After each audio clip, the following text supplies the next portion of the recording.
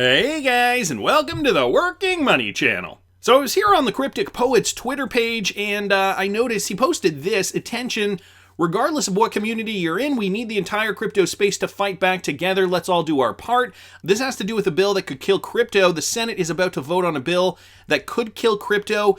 So he's urging you, if you are a resident of the United States, if you are an American, to call this number and fill out the form below.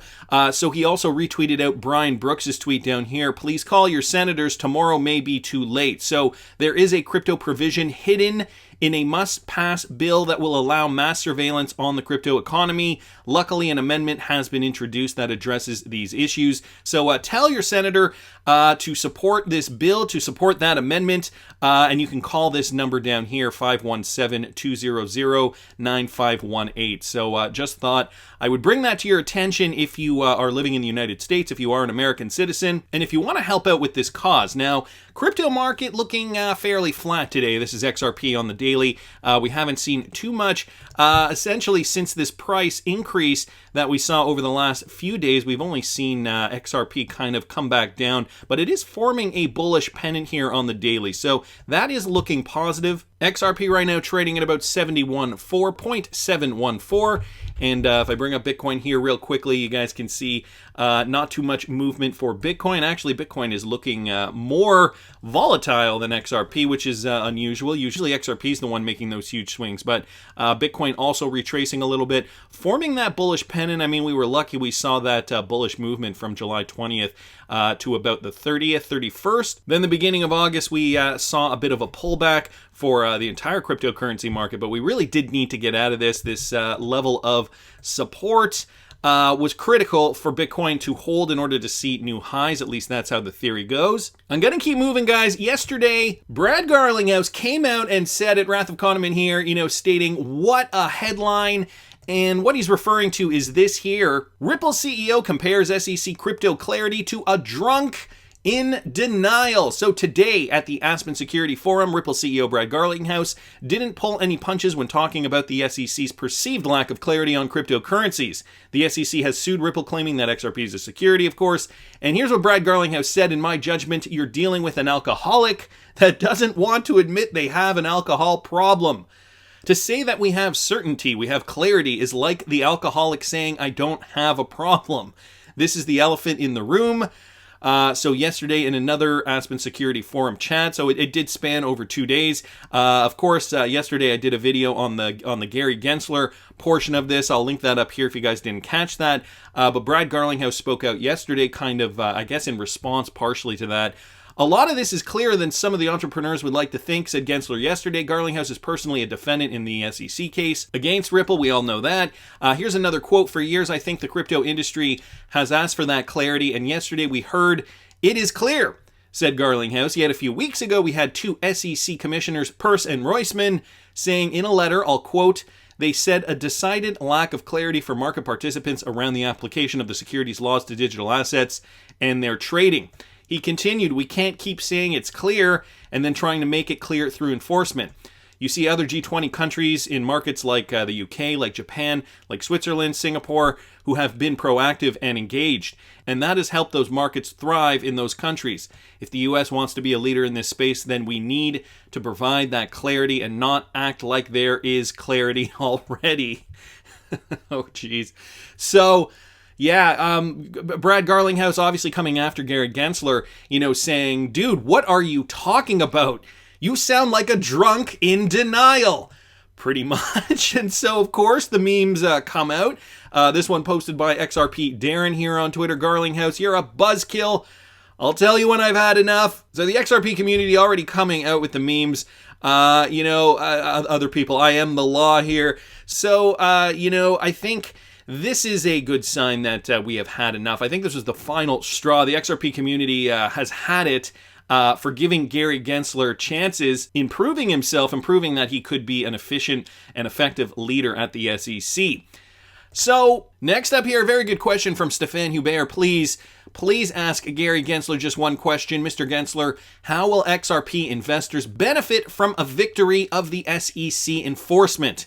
So, some people responding to that, protecting investors would be regulating custody and assets so exchanges can't freeze or lose our money, because I see that a lot. As far as clarity goes, if it was that clear, would a $10 billion company with all the legal advice it can afford have to ask the SEC for clarity in the first place? This coming from Neil Wilson. Very good observation there. Jeremy down here saying, or to take it one step further, how will the U.S. benefit by taking action against their biggest and best innovator? Well, other countries take the lead in this new financial world. So we've got to remember that as well. Ripple is probably the most influential cryptocurrency company based in the United States today. I would argue. I mean, I'm sure that could be up for debate. However, a lot see Ripple as those trailblazers with regards to cryptocurrency innovation, changing the payment infrastructure. We know they are listed on the WEF, the World Economic Forum's website. We know, I can go on and on and on. For those of you guys who are new to the space, you might not know, Brad Garlinghouse has been at meetings with the Bank for International Settlements. Ripple obviously partnered up with many central banks around the world, not to mention hundreds of fintech institutions as well. Already integrated with many of those smaller players in the space to help democratize cross-border payments around the globe. So, there's all this that is backloaded with regards to Ripple and what they are doing, yet we have this cryptocurrency innovation, and so, there have been talks that Ripple could indeed leave the country, leave the United States, but to Jeremy's point, how can the SEC even take a risk on one of their biggest, best innovators? So, Barian Army down here saying, I don't understand this question. It's a lot more easy. The more everybody invests, the more XRP will always go up and the more tax you have to pay. Nothing could change. I know in the US, XRP is difficult to buy, but it would work all around the world. So at the end, the SEC as well. And if people can get rich, if Americans do get rich off their XRP investments, of course, there is that tax implication as well that would ultimately benefit the US government. A lot of it doesn't make sense. And so, this is why the conspiracy theories tend to gain momentum. Plans within plans. I don't doubt that there is something going on behind the scenes that we do not know about. Bearable Guy has been letting us know this from the beginning. So, to Alexander Osipovich's point, Gary Gensler is signaling continuity with Jay Clayton in taking a tough stance on crypto. I'm a little unclear on why crypto enthusiasts thought Gary Gensler would be great news for stuff like the Bitcoin ETF approval, etc., just because he taught a blockchain class at MIT. He goes on to say stablecoins, and he's quoting Gary Gensler here, stablecoins may be securities and investment companies.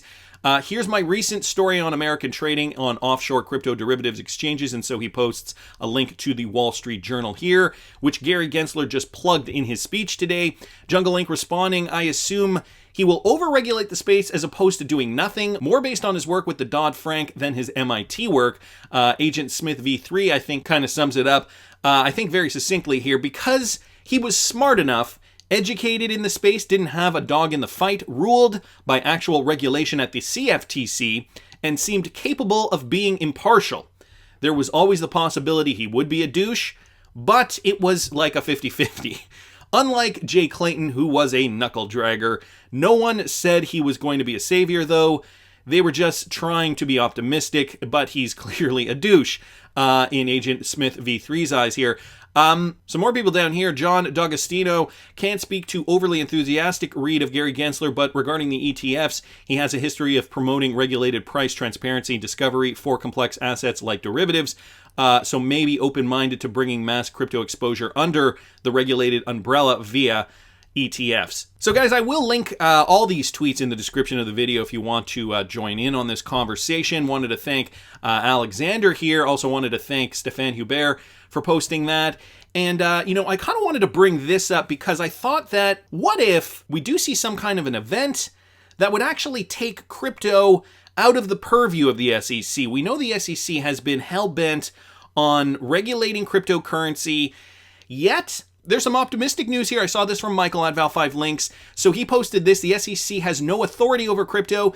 This coming from the CFTC commissioner. So former CFTC commissioner Christopher Giancarlo argued that the CFTC is the only U.S. regulatory agency that has experience regulating markets for Bitcoin and crypto.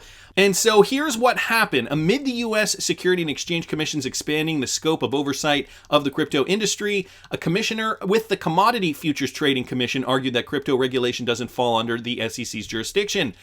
And so the current CFTC commissioner, Brian Quintense, took to Twitter on Wednesday to declare that cryptocurrencies like Bitcoin should be regulated by the CFTC. And we're going to get to that tweet in a second. Now, this is the current commissioner, Brian Quintense. And so I'm talking about two commissioners, the former commissioner, Chris Giancarlo. He's the one saying, you know, the CFTC should regulate cryptocurrencies like Bitcoin. And I'm going to get to that Brian Quintense tweet in a sec.